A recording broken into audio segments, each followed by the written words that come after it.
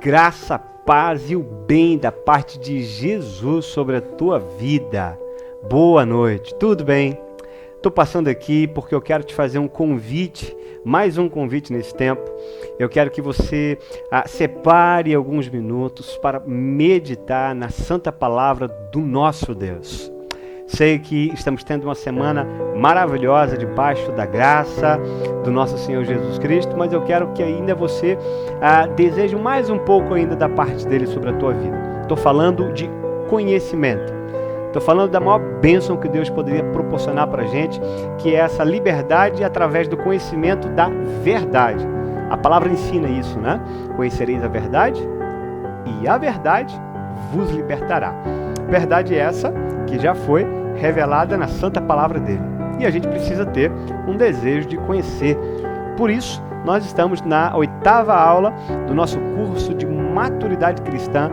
Estamos na nossa 8ª lição da apostila de maturidade cristã.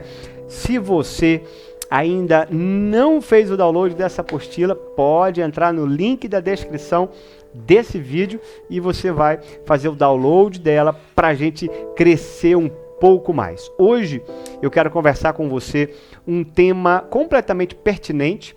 Todos os para trás foram grandes temas como oração, leitura da palavra, vida em comunhão, momentos que ressaltamos sobre a vontade de Deus, sobre o testemunho da vida cristã, sobre a solidariedade. E hoje, de forma muito específica, mas um tema muito ainda especial, é as doutrinas básicas da fé cristã. Pastor, qual é a relevância? Por que falar de doutrina básica? Por que a gente voltar a essas questões básicas? Bom, a nossa cultura enquanto sociedade, ela está em constante transformação, né? Estamos em constante movimento. E nem sempre esse movimento produz algo bom em nossas vidas. Por quê? Como pastor, eu tenho que te alertar sobre esse ponto. Você já parou para pensar que aquilo que era tradicional está deixando de ser tradicional e a gente está colocando coisas novas no lugar e parece que não está dando certo? É só você observar para tanto avanço tecnológico. Um exemplo. Esses avanços tecnológicos, a despeito de realmente produzirem algo muito bom para a nossa vida, né? É um nível de produtividade muito grande, mas também está fazendo mal, porque está mudando a nossa forma tradicional de viver. Um outro aspecto, olha para a família. Olha como que um novo comportamento de uma cultura, de uma sociedade, está moldando a nossa forma de se relacionar em família. E isso é tão grave que está também influenciando a expressão de fé das pessoas. A nossa fé está sendo moldada por uma cultura mais liberal, uma cultura progressista. Está nos afastando daquilo que era conservador, daquilo que era tradicional, daquilo que seu pai te ensinou, daquilo que seu avô te ensinou. Já percebeu? Se você, porventura, tem filhos, em alguns momentos seus filhos podem olhar para você como se você não soubesse nada e como se fossem eles que soubessem de tudo, né? Então, eu ainda tenho filhos pequenos, mas já teve alguns momentos que eu pude perceber que minha filha achava que sabia mais sobre aquele assunto do que eu mesmo. É por aí. Parece que a nossa cultura, a nossa geração, já sabe demais e não precisamos olhar para trás, olhar as experiências de homens e mulheres do passado.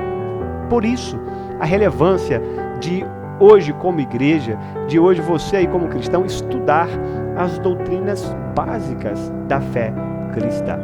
E aí, eu quero te convidar para esses minutos de reflexão nesta lição de número 8 do curso de Maturidade Cristã. Deus te abençoe e vem com a gente.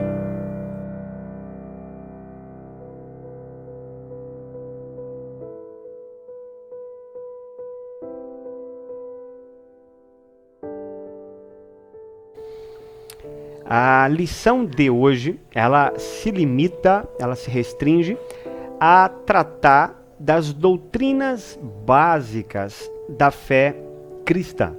Bom, a gente precisa entender o porquê desse envolvimento com doutrinas. Talvez você possa pensar, não, pastor, Jesus nos chamou para a liberdade. Nós não podemos ficar presos a conjuntos de regras, práticas. Bom, aqui eu quero fazer um adendo, se você pensa dessa forma. Não é esse tipo de doutrina que nós estamos falando neste tempo hoje. Nós não estamos falando de usos e costumes. Lembra?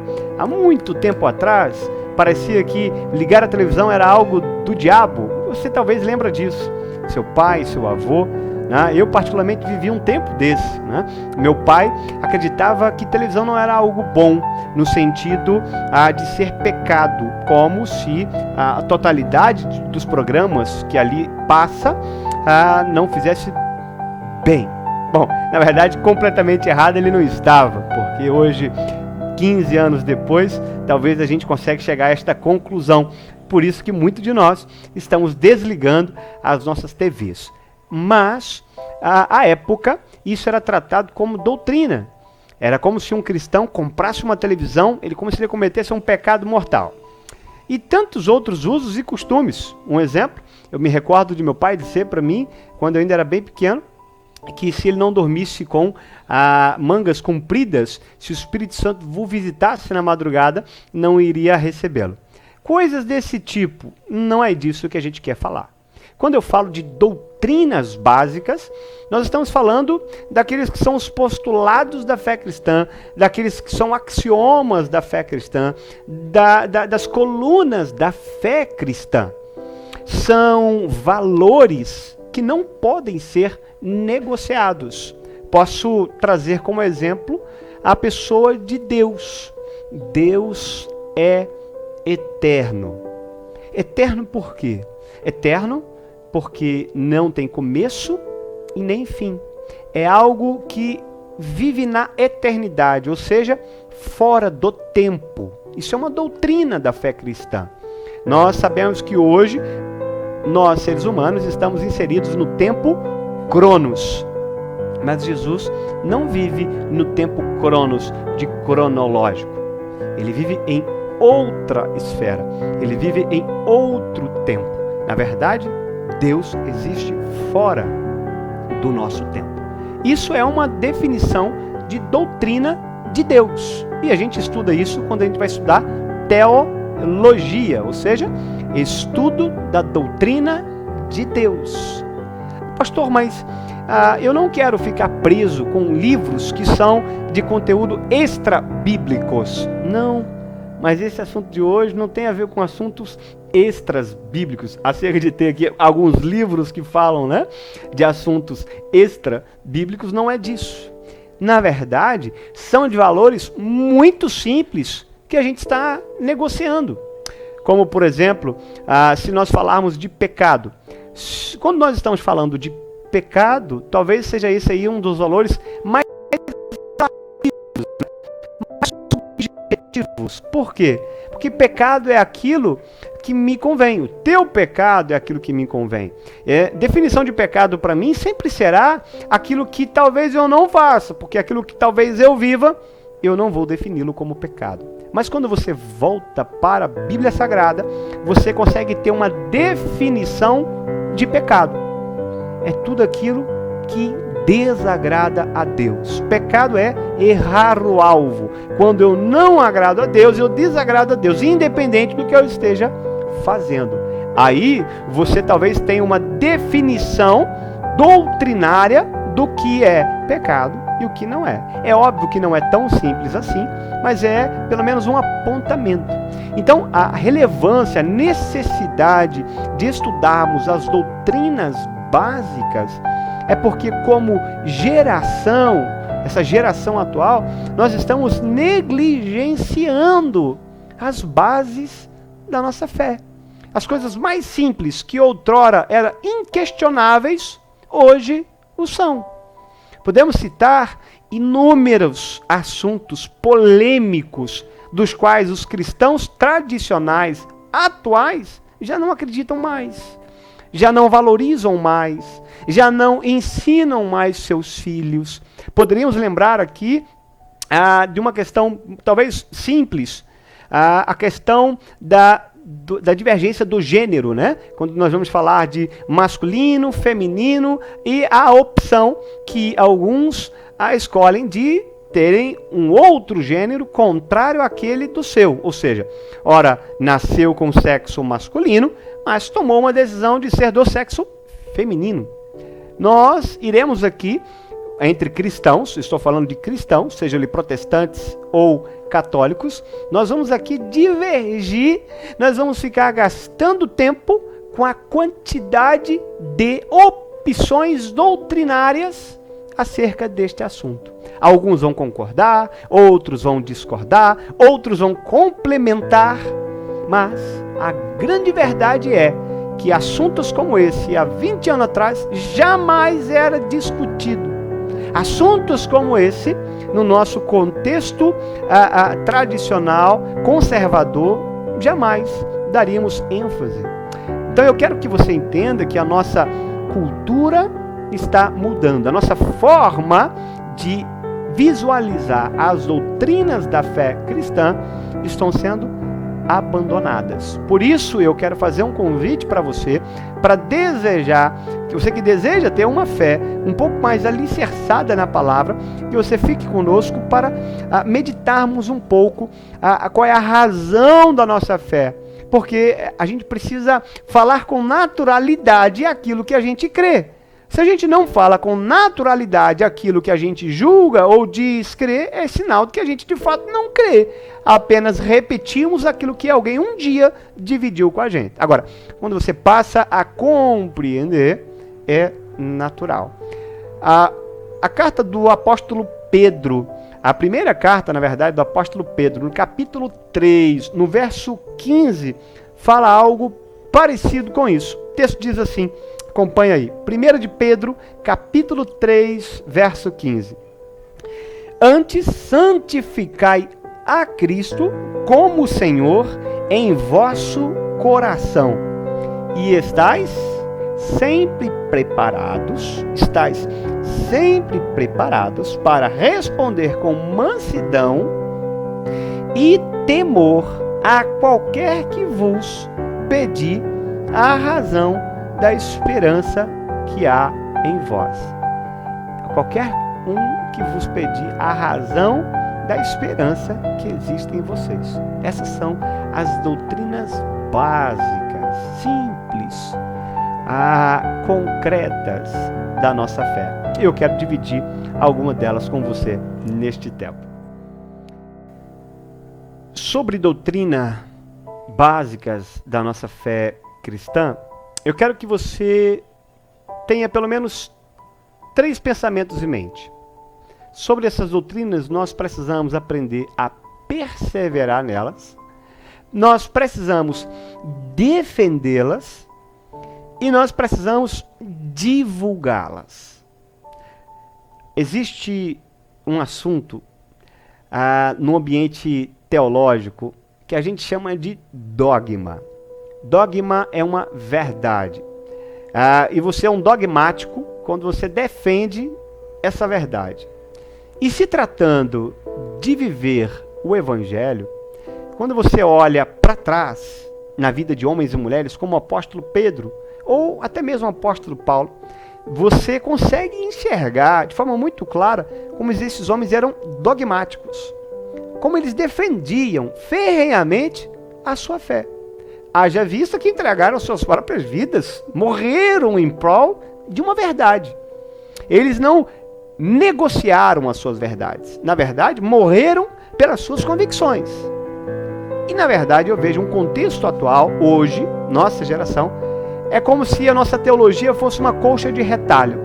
A gente pega um pouquinho aqui, um pouquinho ali, um pouquinho aqui, um pouquinho ali e junta a nossa ideia de Deus. E essa ideia de Deus que a nossa geração tem, ela é muito conveniente. A gente chama isso de self-service, ou seja, eu só quero aquilo que me convém. Quando a palavra de Deus me induz, me proporciona uma transformação, eu me ausento, eu ando um pouco para trás, eu dou uma afastada. Por quê? Porque ela está tentando moldar, ela está tentando modelar quem eu sou. Bom, Isso é um dogma. Isso é uma verdade. E a palavra de Deus é a verdade. E a palavra mesmo já tinha nos dito: santificai-vos na verdade, a tua palavra é a verdade. Então, um cristão que busca a maturidade cristã, que é o tema do nosso curso, é um cristão que constantemente ele está em santificação, transformação. Mas transformação em quê? Na verdade. Qual a relevância de tratar disso? Porque parece que ser cristão hoje é simplesmente expressar, dizer: eu sou cristão, eu frequento uma igreja, porque agora, depois da pandemia, nem a frequência parece que é mais valorizada. Então, olha como é que a gente está deixando de lado as bases. Seja de frequentar uma comunidade, seja de servir uma comunidade, seja de contribuir com essa comunidade, seja de fazer parte dessa comunidade, seja de estudar aquilo que aquela comunidade tem como regra, que é olhar para a palavra de Deus como um livro que tem princípios éticos e morais para a nossa vida, olhar para a palavra de Deus como a palavra de Deus, olhar para este livro como um livro que é o nosso contexto de regra, fé e prática. Regra porque aqui existe um conjunto de regras, fé porque sem fé ninguém conhece a Deus, e prática porque não podemos ser só ouvintes, não é isso que o apóstolo Tiago ensina no capítulo 1, no verso 22, não seja só ouvintes, mas praticantes, porque se a gente for só ouvinte, a gente está enganando a nós mesmos. Então entenda, é essa expressão de fé necessária para que você possa crescer, santificar-se na verdade. Pastor, mas por que nós não vivemos esse processo de santificação? Observe, a palavra de Deus hoje já não é mais um livro dos quais rege a nossa vida. A gente já não mais entra nesse contexto aqui, nesse emaranhado de conselhos, para tomar decisões. Somos tão individualistas, somos tão ególatras, que a gente afasta de perto da gente a vontade de Deus e acreditamos que a nossa vontade, por causa do nosso hedonismo, por causa da nossa individualidade, parece que a gente sabe o que é melhor para nós. Então nós estamos deixando de lado a defesa da fé, a defesa da verdade, estamos deixando de lado a ideia de perseverar na verdade, e tampouco nós estamos tendo o compromisso de divulgar essa verdade. Porque se a gente não vive, vamos falar de quê? Não tem do que falar. Entende? Então, eu quero que você entenda nesse processo aqui de crescimento, de maturidade cristã, que a gente precisa defender. Por que defender? Porque Cristo nos ensinou a defender a verdade, não defender a Cristo. Cristo não precisa de um advogado. Cristo não precisa que você seja ali um defensor dele nas redes sociais. Você sabe do que eu estou falando, dessas picuinhas, dessas brigas que existem nas redes sociais sobre a fé cristã, os debates que existem por meio do teclado. Não estou falando disso, estou falando de defender a nossa fé com todo aquele que se propõe a aprender, aquele que deseja conhecer a Deus. Pode estar um pouquinho desviado, mas ele vai usar a sua vida, Deus vai usar a sua vida para você defender os dogmas, a fé cristã. E aí, essa pessoa, através do conhecimento da verdade que existe dentro de você, vai ser liberta. E segundo, você precisa aprender a perseverar, porque não é só defender, precisamos também em nossa própria vida perseverar no conhecimento da verdade, na prática e na vida, nessa vivência. Por quê? Aquele que perseverar até o fim, este será salvo. Independente da tua convicção teológica, eu quero só que você entenda que esse texto demonstra que aquele que chega até o fim é porque ele era salvo. Ele conhece a Cristo. Ele tem um relacionamento com Cristo, por isso que ele chegou até o fim, porque por si só ele não consegue, mas com Cristo ele é mais do que vencedor. Então por isso a nossa necessidade de perseverarmos, de lutarmos em ter em nossas vidas essas marcas que estão completamente arraigadas na palavra dele. Isso, estamos falando de um processo, constantemente, independente da sua idade, independente dos anos de fé cristã, se você tem pouquinho tempo ou se você tem muito tempo de fé cristã, mas a gente precisa constantemente estar crescendo, evoluindo, vivendo a cada dia mais experiências com Cristo através da sua palavra, e isso gera também experiências com o outro, porque quanto mais eu conheço a Deus, mais eu revelo Deus ao outro. E aqui entra o terceiro ponto, que é um dever para os seus que conhecem a Cristo, que é divulgar acerca da fé. A gente precisa ter essa paixão por divulgar as nossas doutrinas mais básicas. Deus é o caminho. A palavra ensina: eu sou o caminho, a verdade e a vida, e ninguém vai ao Pai, a Deus, se não for por meio de Jesus Cristo. Isso é um dogma, isso é algo imutável, não dá para mexer nisso.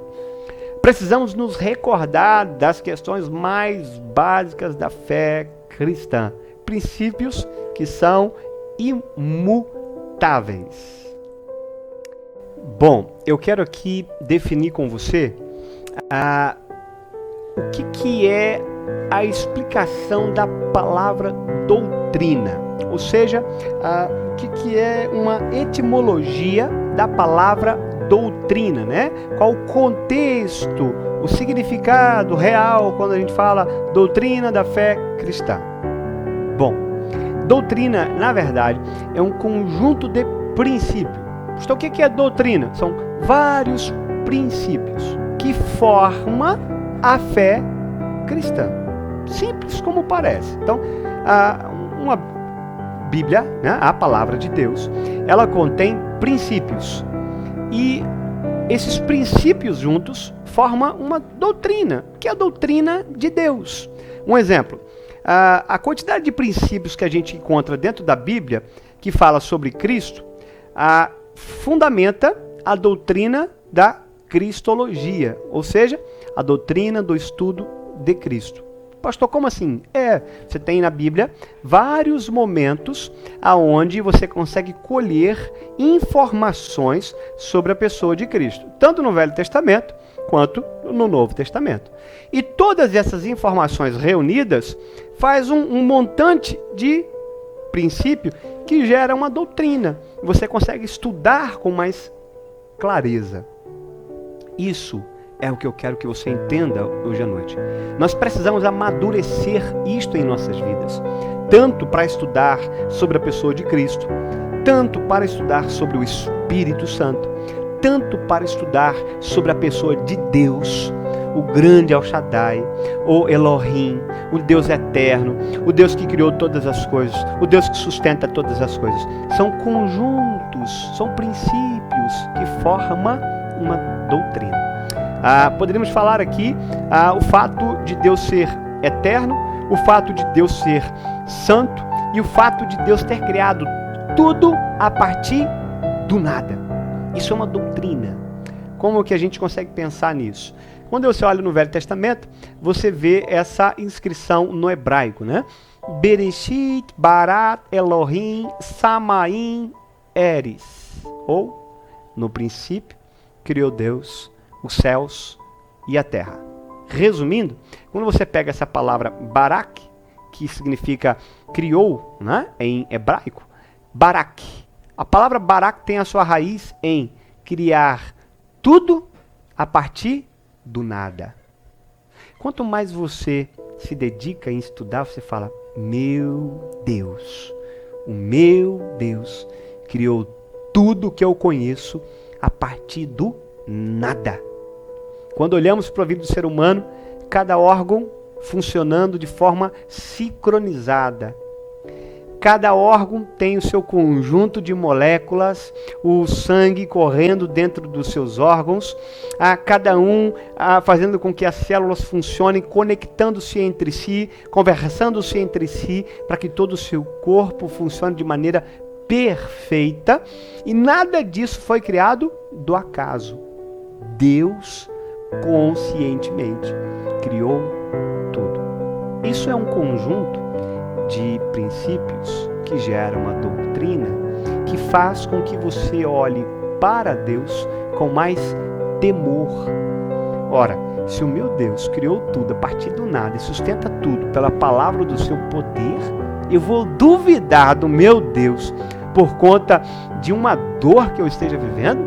Por causa de uma decisão que aconteceu na minha vida? Não. A minha fé está nele, no conhecimento que eu tenho dele, no relacionamento que eu tenho com ele. E essas circunstâncias não vão mudar, não vão delinear a minha experiência com Deus, porque meu Deus é santo, todo-poderoso e criou tudo a partir do nada. Isso gera para mim e para você confiança em Deus. Através do quê? Através de um relacionamento superficial com Deus? Não. Através de um conjunto de princípios que eu tenho de Deus, que forma uma doutrina da pessoa de Deus. Isso é um exemplo.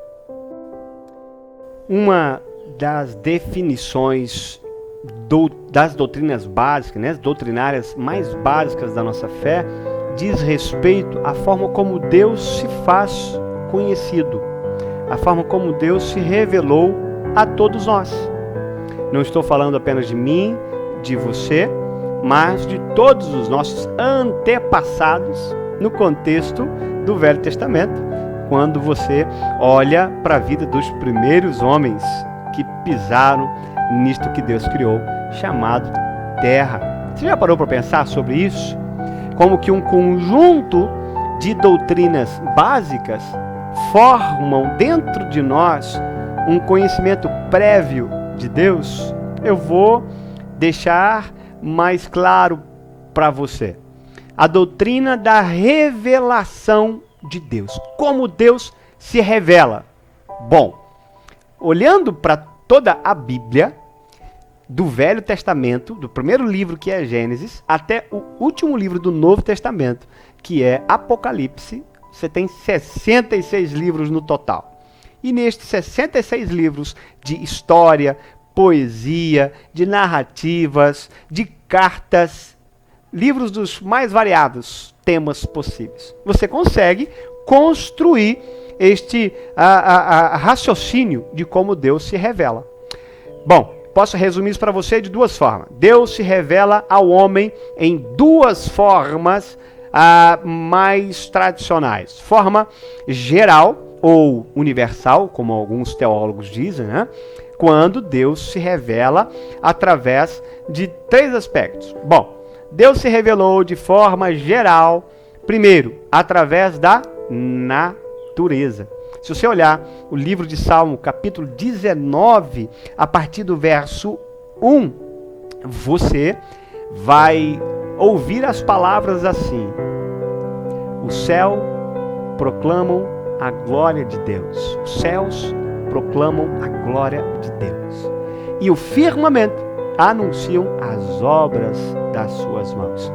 O texto de Salmo, capítulo 19, é um texto que dá um indício de que essa revelação geral de Deus é através da natureza criada, de toda obra criada por suas mãos. Isso é a primeira forma como Deus se revela de forma geral a todos os mundos, a todas as pessoas, de todos os tempos. Não está se referindo ao povo judeu, não está se referindo ao grego, ao brasileiro ou japonês. Não, a todos e a todos os tempos. A natureza, quando você contempla ela, quando você observa ela, você consegue sim admitir que existe algo além daquilo que seus olhos estão vendo. Haja vista que esse assunto divide até mesmo cientistas, seja ele criacionista, os cientistas que creiam que Deus existe, e os cientistas que não creem que Deus existe, que são os darwinistas, que acreditam que o homem veio através da evolução dos primatas, ou, como você conhece, dos macacos. Bom, essa visão de que Deus se revela na criação, na natureza criada, ela é até mesmo corroborada, né, com outros estudos. Vou dar um exemplo. Já observou quando, vamos supor que isso aqui é uma concha, não tem aquela conchazinha de mar, né, que você pega na praia? Você já percebeu que ela tem um círculo, né? Ela tem um círculo, não é isso?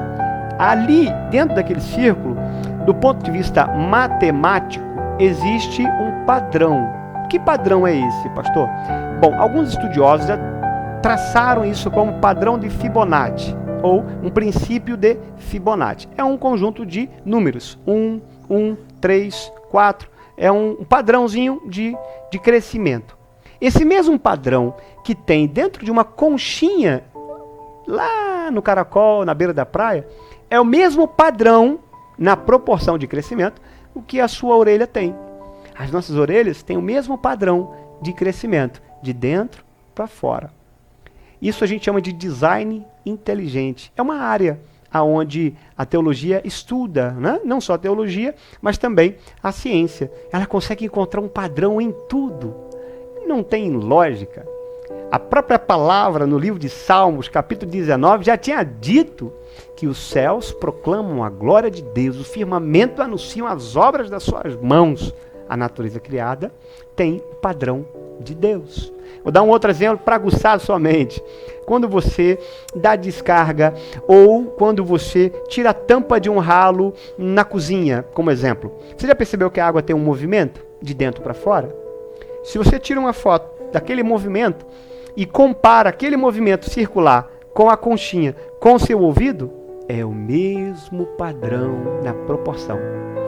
Já observou quando você vê uma imagem de satélite e você vê lá aquele movimento aonde existe o buraco negro, que a gente chama de galáxia, né?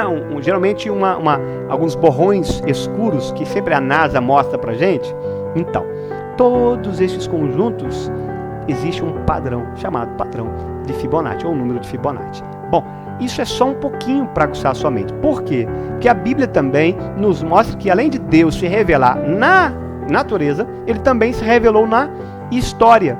Se você olhar comigo o texto de Atos, capítulo 14, abra sua Bíblia aí, Atos 14, verso 15 a 17. Atos 14, verso 15 a 17. Esse texto mostra pra gente que Deus se revelou de forma geral na história, não só na criação, mas também na história de homens. Vamos lá? Atos 14, 15 a 17. Diz assim: E dizendo, varões, por que vocês fazem essas coisas? Nós somos homens como vocês, sujeitos às mesmas paixões, e vos anunciamos que vocês devem se converter dessas vaidades ao Deus vivo, que fez o céu, a terra, o mar e tudo quanto existe neles. Verso 16, o qual, nos tempos passados, deixou andar todos os povos em seus próprios caminhos.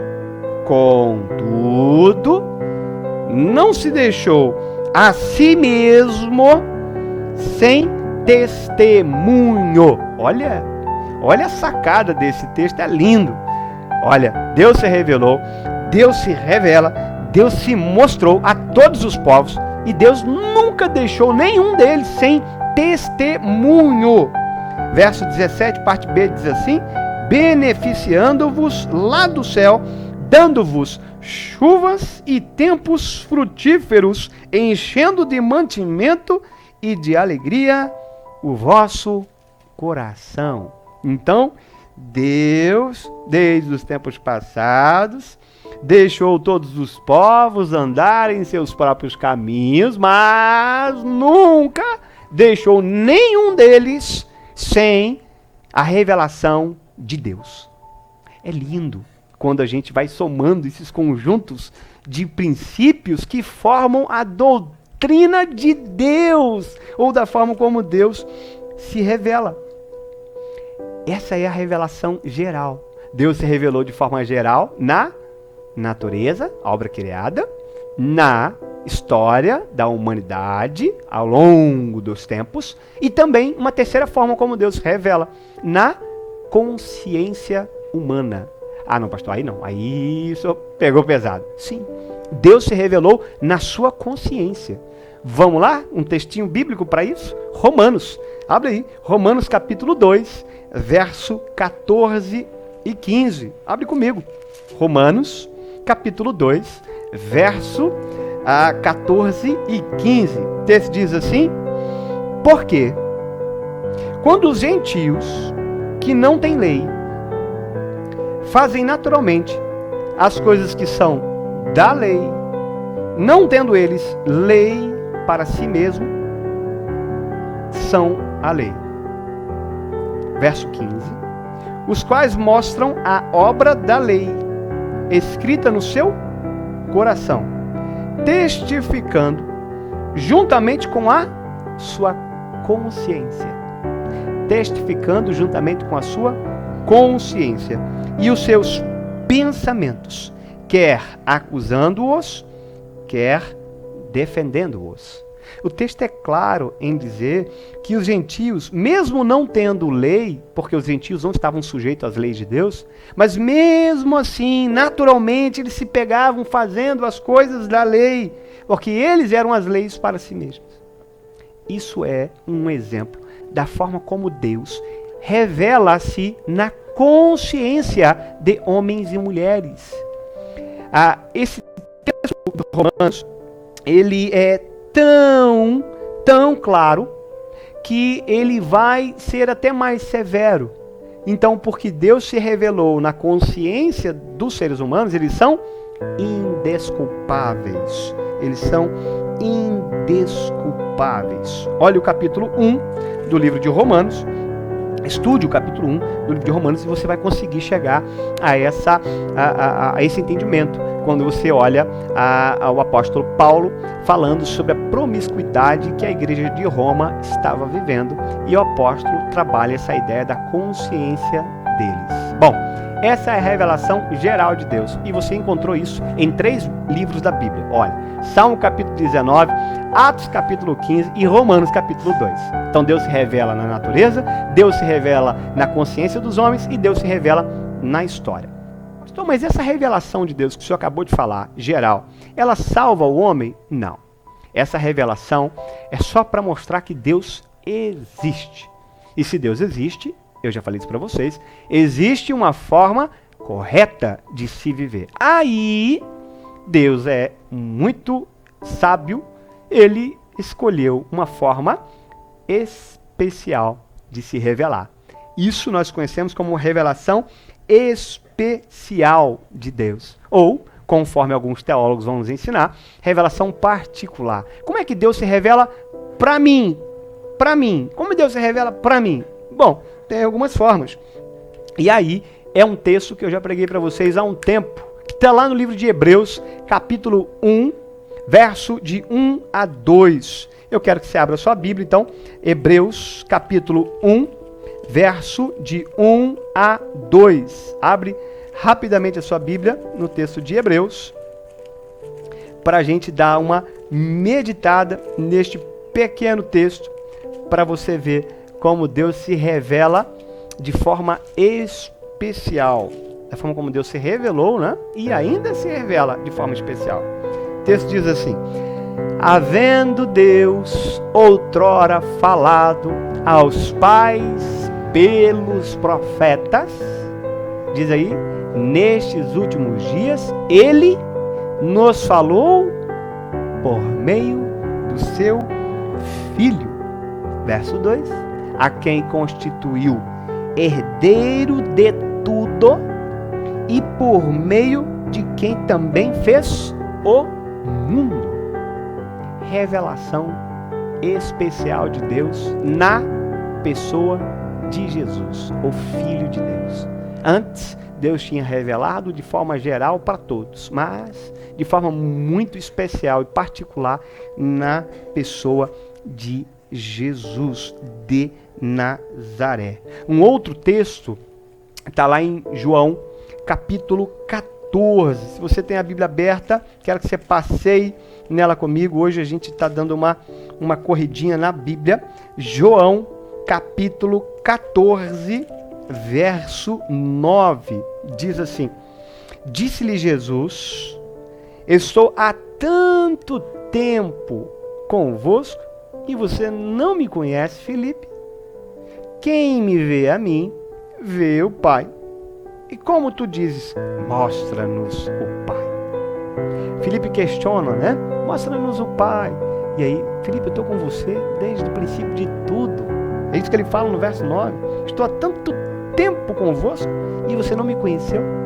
Essa é a revelação especial de Jesus. A forma como Deus se revelou na pessoa do Filho dele para se fazer conhecido a você. Essa revelação salva. E conhecereis a verdade, e a verdade vos libertará. Jesus é a verdade. A sua palavra é a verdade. E ela diz a respeito da pessoa de Jesus, que é aquele que nos salva. É o Cordeiro de Deus que foi imolado antes da fundação do mundo. Bom, Jesus não se revelou de forma especial apenas na pessoa dele, mas também de duas formas. A segunda é através das Sagradas Escrituras, através da Bíblia Sagrada. Deus se revelou de forma especial aqui, dos escritos, livros que foram deixados para nós, que nos proporcionam vida e vida em abundância. Essa revelação especial de Deus, creia nisso, irmão. Creia nisso, porque essa revelação especial de Deus sobre a tua vida lhe dá uma perspectiva completamente diferente de experiência com Deus. Vai muito além do aspecto religioso, das práticas, dos usos e costumes. Vai muito além. É algo que te dá paz. É algo que te dá fôlego de vida. É a palavra de Deus. Essa é a revelação especial de Deus para a tua vida. E também Deus se revelou de forma especial a você na sua experiência de conversão. Por quê? Quem convence do pecado, da justiça e do juízo? Bom, o Espírito Santo de Deus. Ora, o Espírito Santo de Deus é um dom de Deus. Então é uma forma que Deus quer se revelar a você através da conversão, através da Bíblia Sagrada e através da pessoa de Jesus. Isso é uma experiência com Ele de revelação que te salva. Agora, voltando para o contexto de doutrina básica da fé cristã, olha que coisa linda. Olha que exposição simples da forma como Deus se revela a você. De forma geral e de forma especial. De forma geral, ele se revela na natureza, na consciência do homem e através dos tempos. De forma especial, ele se revela na pessoa de Jesus, ele se revela através da sua palavra e ele se revela através da experiência da conversão. Textos bíblicos, somando todos eles, são princípios que formam a doutrina da revelação de Deus. Entendeu? Agora, fala para mim, se você não defende essas doutrinas, se você não persevera nessas doutrinas, se você não divulga essas doutrinas, quais as implicações que essas três atitudes geram para você? Morte espiritual para você, morte espiritual para os seus filhos, porque você não divulga, e para todos que estão ao redor, e morte espiritual para todos que ao redor estão, porque você não persevera, logo eles também não irão perseverar, porque a gente não se faz conhecida as nossas experiências com Deus, aqueles que estão ao nosso redor. Especialmente, estou falando talvez da nossa própria família, da nossa própria casa. Então, quando a gente negligencia esses valores, nós estamos deixando de viver os princípios da fé cristã. E não tem condições da gente dizer que isso é cristão se a gente não é apaixonado, se a gente não vive, se a gente não pratica, se a gente não é aquilo que a palavra diz que a gente é. Na verdade, Billy Graham já tinha dito, né, que a gente deve falar o que a palavra diz, fazer o que a palavra diz, tudo o que a Bíblia diz, porque é isso que a gente deve viver. Que você também deseje viver isso, ter as experiências das doutrinas básicas. Isso está incutido em parte na apostila que está nas suas mãos. Quero te convidar para que você preste atenção em cada exercício que nós separamos para você nesta apostila. Se você observar, a partir da página 1, lá embaixo, já tem o primeiro exercício para você. A página 2 também. São pequenos exercícios para você preencher, que vão induzir a você a ler alguns textos para começar a ter contato com essas doutrinas. Logo, crescer, maturidade. Lembra quando nós falamos no domingo passado? Não basta envelhecer, tem que amadurecer. Tem gente que fica velho enquanto é novo. Não é só ruga no rosto que formam a nossa vida, mas decisões sábias que nos conduzirão caminhos de alegria, paz e tranquilidade juntamente com Deus. Bom, um outro princípio, conjunto de princípios que formam uma doutrina, que eu acredito ser válido dividir com você nesse tempo, é quando a gente fala desse conhecimento de Deus. A gente já estudou agora aqui sobre como Deus se revela. Bom, mas quem é Deus, pastor? Quem é Deus? Como é a pessoa de Deus? Aí eu te levo lá para o texto de Gênesis capítulo 1, verso 1, quando diz que no princípio criou Deus os céus e a terra. Simples. No princípio criou Deus os céus e a terra.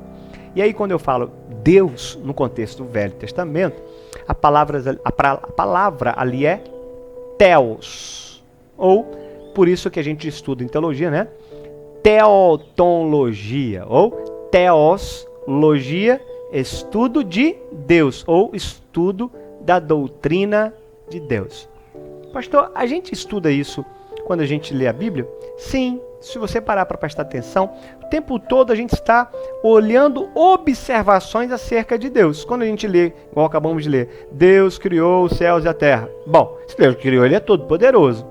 Se Deus criou no início do texto e ninguém criou Deus, Deus é pré-existente. Olha só, você está fazendo um exercício, que é teologia. Isso é pensar, isso é olhar para o texto e fazer perguntas.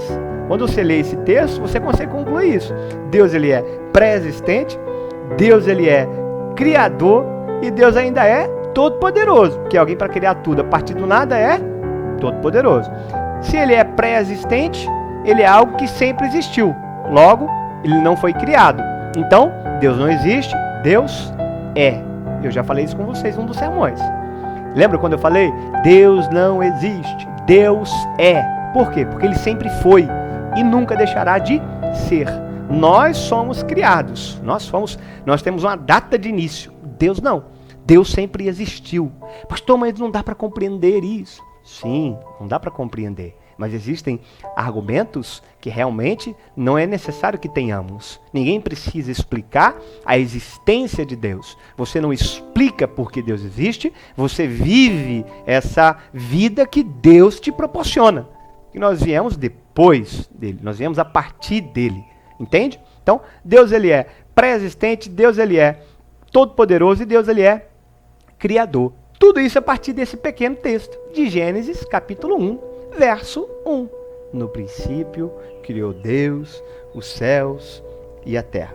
Bom, e aí eu quero dividir outras verdades com você a partir dessa verdade que é o estudo da doutrina de Deus. Porém, a gente não consegue colocar Deus dentro de um exemplo, uma garrafinha dessa e falar, aqui dentro contém Deus, eu vou beber e vou ter todo o conhecimento de Deus. Não, não é assim.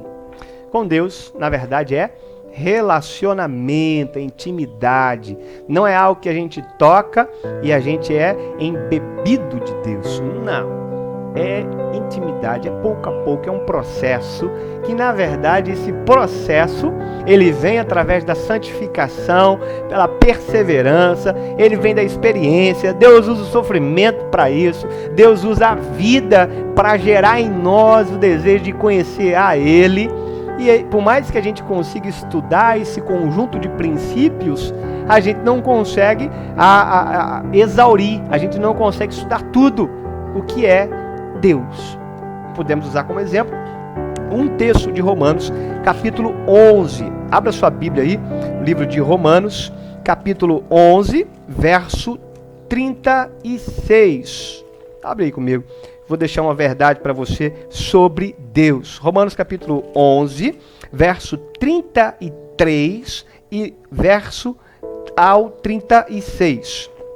O texto diz assim: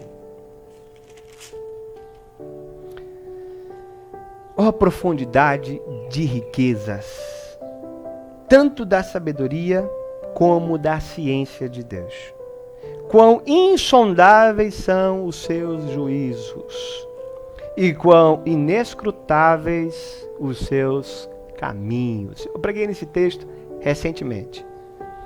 Porque quem compreendeu o ímpeto do Senhor, ou quem foi seu conselheiro, ou quem lhe deu primeiro a ele para que lhe seja recompensado? Porque dele, para ele, por ele são todas as coisas. Glória, pois, a ele eternamente. Glória, pois, a ele eternamente. Sabe o que eu chego à conclusão quando eu leio esse texto? Deus é algo incompreensível. O ser humano nunca vai compreender Deus. O apóstolo Paulo fala isso quando ele fala a profundidade das suas riquezas, tanto da sua sabedoria quanto da ciência, como são insondáveis são os seus juízos e inescrutáveis os seus caminhos. Então, Deus ele é incompreensível, porém, todavia, se deixa ser conhecido. Deus ele é algo tão grande, tão complexo, tão além da nossa existência, mas ele é tão amoroso que ele deu seu próprio filho para se revelar para nós, para nos levar para perto dele, porque a nossa mente finita, pequena, jamais conseguiria voltar sozinho para perto de Deus. Então, o meu Deus ele é incompreensível, mas ao mesmo tempo cognoscível. Ele se revela, ele se dá, ele se relaciona, ele não está tão longe da gente que a gente não consiga tocá-lo através de um joelho dobrado. Ele não é tão santo que um arrependimento em nossa vida não aproxime a gente, pecador, dele. Isso é um conjunto de princípio. Isso é doutrina. A gente está negligenciando isso, irmão. A gente está se afastando das coisas mais básicas de Deus. É por isso que muitos estão sofrendo.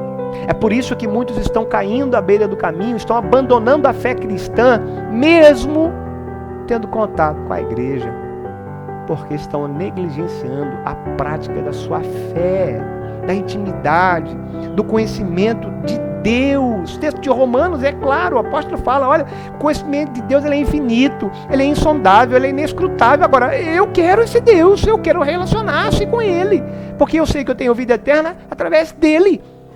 A minha vida tem significado, significância através da intimidade com ele, porque sem ele eu não sou nada, e eu só sei que eu não sou nada quando estou com ele. Olha, o apóstolo Paulo ele vai tão longe, mas tão longe nessa compreensão que ele fala, quando eu estou fraco, é aí que eu estou forte, porque o poder de Deus se aperfeiçoa na minha fraqueza. Agora, como é que ele compreendeu isso? Por causa da intimidade com Deus. Por isso que a Bíblia ensina que a falta de conhecimento gera sofrimento. Meu povo perece porque lhe falta conhecimento. É por causa disso. A gente está morto e não sabe. O apóstolo Paulo ele deixa isso claro para a gente.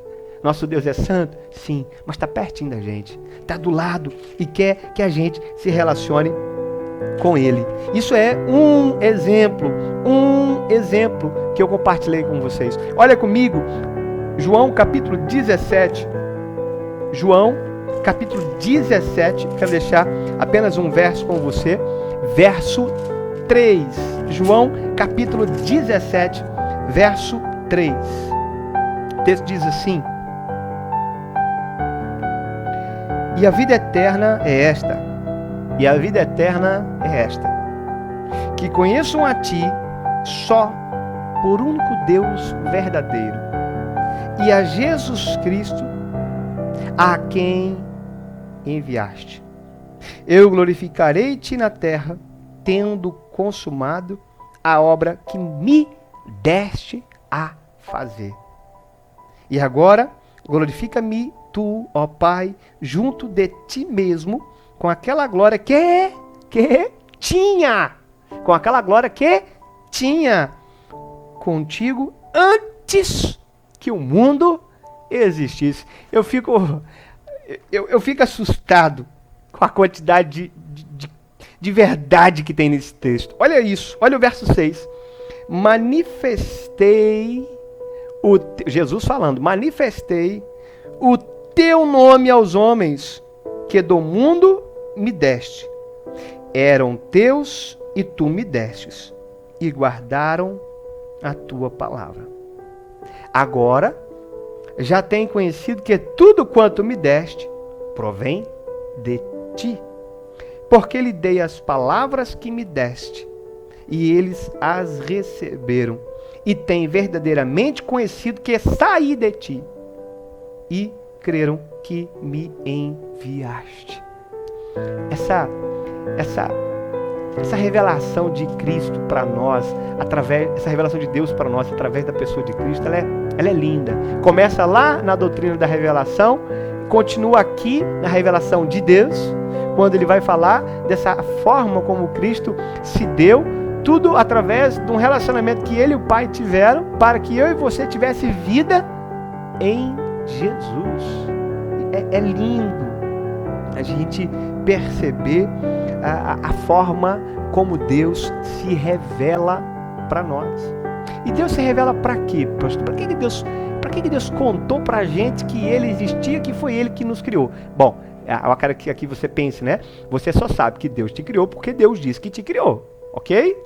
Vamos lá? Pensa nisso, né? O livro de Gênesis, Deus revela este livro. Deus pede que Moisés o escreva. Então, perceba que Deus é que induz eu e você a ter esse conhecimento. Então, para que Deus faz isso? Bom, para fazer-se conhecido. E como é que Deus faz? Através dos atributos dele. Atributos que ele comunica com a gente e atributos que ele não comunica com a gente. Como assim, pastor? Aqueles atributos de Deus, aquelas características de Deus que ele divide com a gente, ou seja, que a gente também tem, e aqueles conhecimentos de Deus que a gente não tem.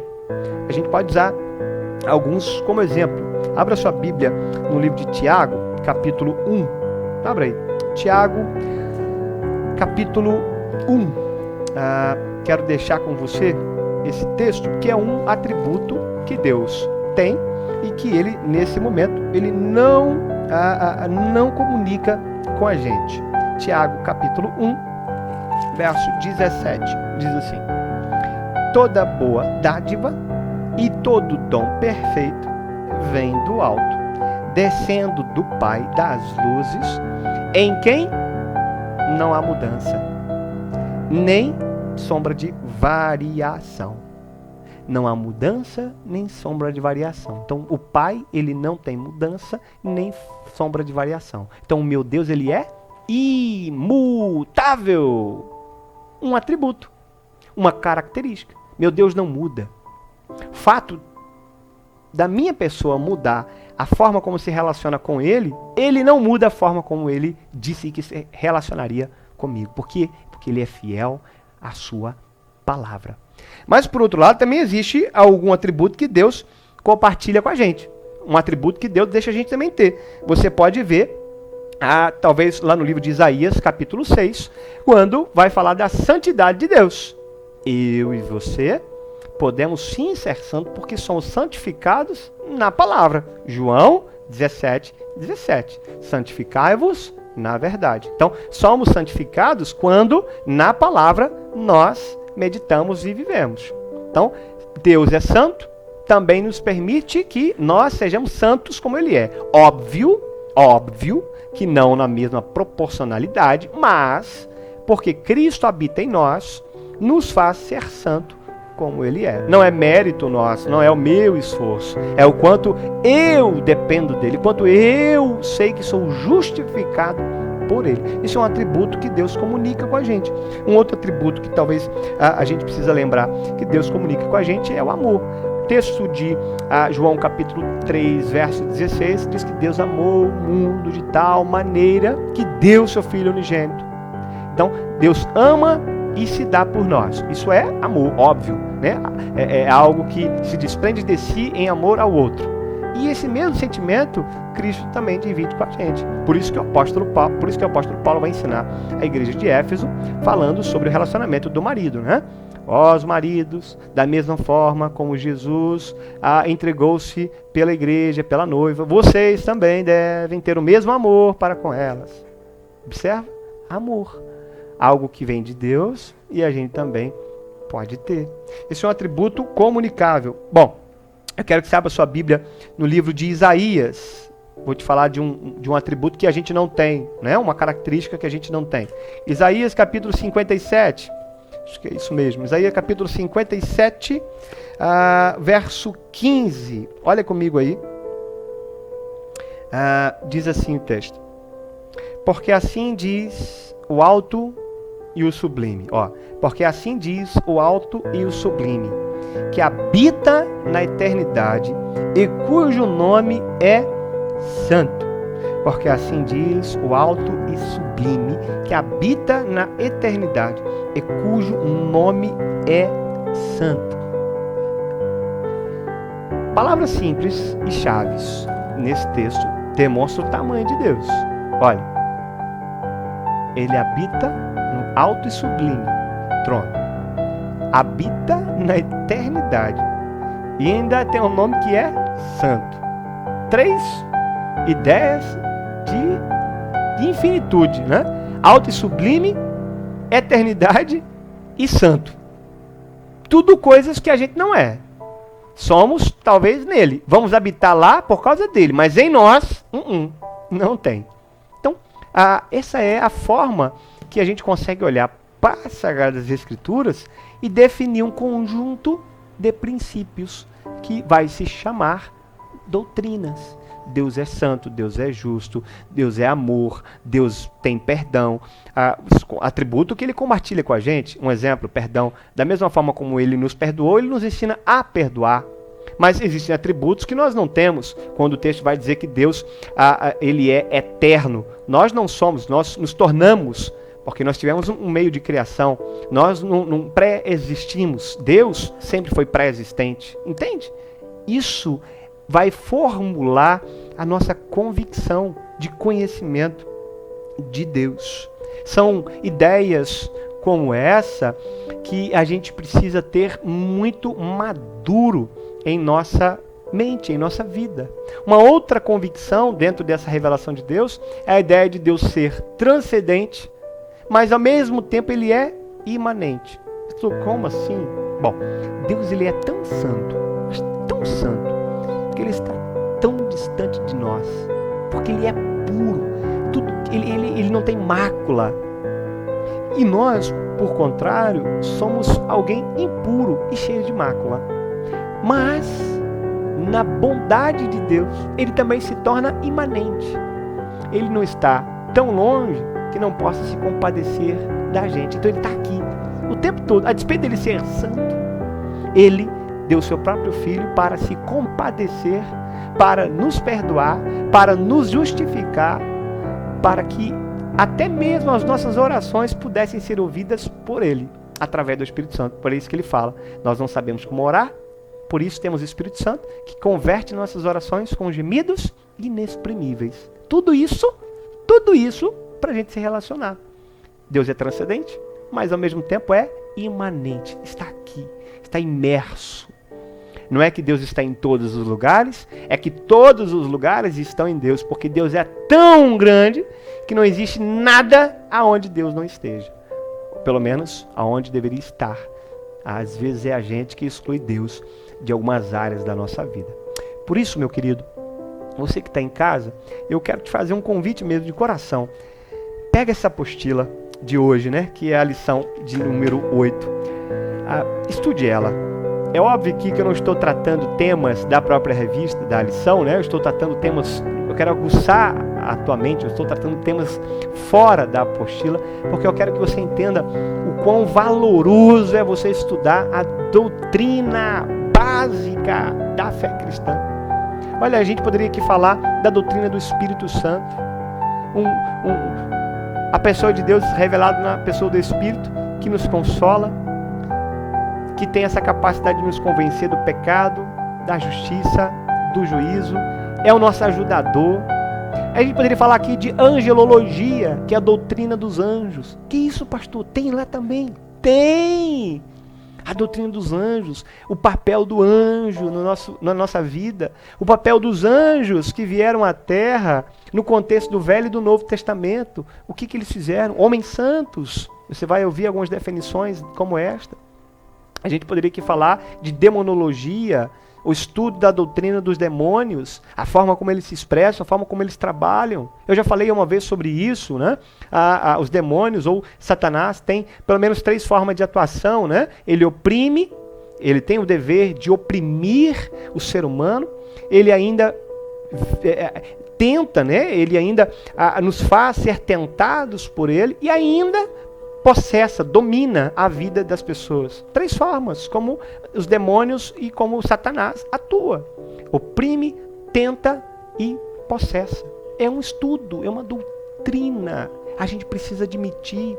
Efésios, quando vai nos ensinar que a nossa luta não é contra carne e sangue, mas contra principado, potestade, ou seja, existe algo além do que a ordem natural das coisas nos mostram. Existem questões que só são vencidas, existem batalhas que só são vencidas no âmbito espiritual, nas regiões celestiais. Então, vai somando essas doutrinas, esses princípios. Se você quiser conhecer mais sobre isso, ainda não terminamos essa apostila, né? Mas na próxima apostila nós vamos entrar dentro de alguns assuntos mais densos, né? Mas se você já quiser ter um conhecimento, dá um toque, eu compartilho com você alguma apostila sobre esses temas. Poderíamos falar sobre hamartiologia.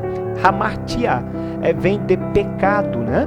Então, a doutrina do estudo do pecado, a hamartiologia, a estudar sobre o pecado, o que é o pecado, quando o pecado entrou na natureza humana, quais implicações deste pecado em nossas vidas, até que ponto esse pecado desfigura a minha vida e a vida da minha família, o que é pecado, o que não é, o que é pecado, o que é cultura. Pecado muda de acordo com cultura, entende? Pecado ele é temporal, ou seja, aquilo que era pecado há 30 anos atrás não é mais pecado hoje. São tudo estudos. São tudo conhecimento que a gente precisa ter.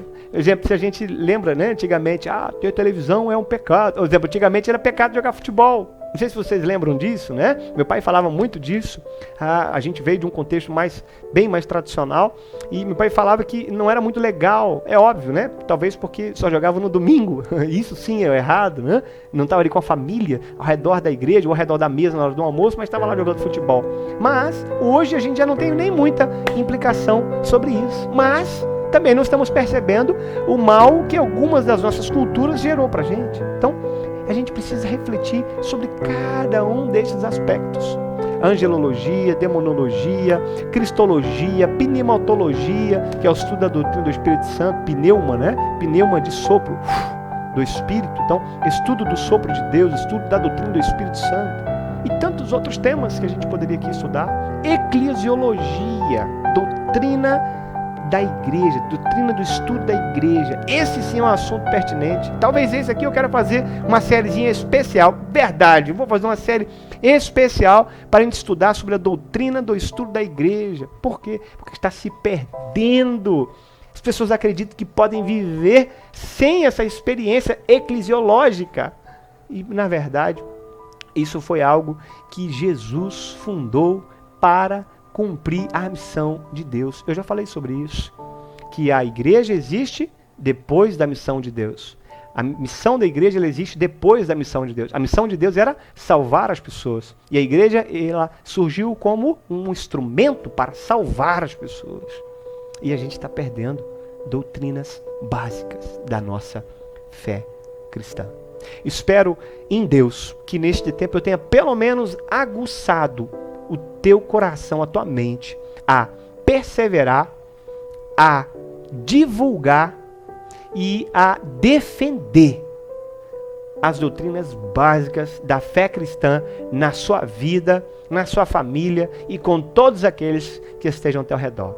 Deus te abençoe, que a graça, que a paz e o bem da pessoa de Jesus de Nazaré seja contigo, seja com tua casa e com cada um daqueles que esperam ver em você o conhecimento de Deus. Afinal, igreja é isso, né? E a gente já aprendeu. Igreja é um grupo de pessoas que detém o conhecimento de Deus. Fica na paz, Deus te abençoe. Abração do seu pastor.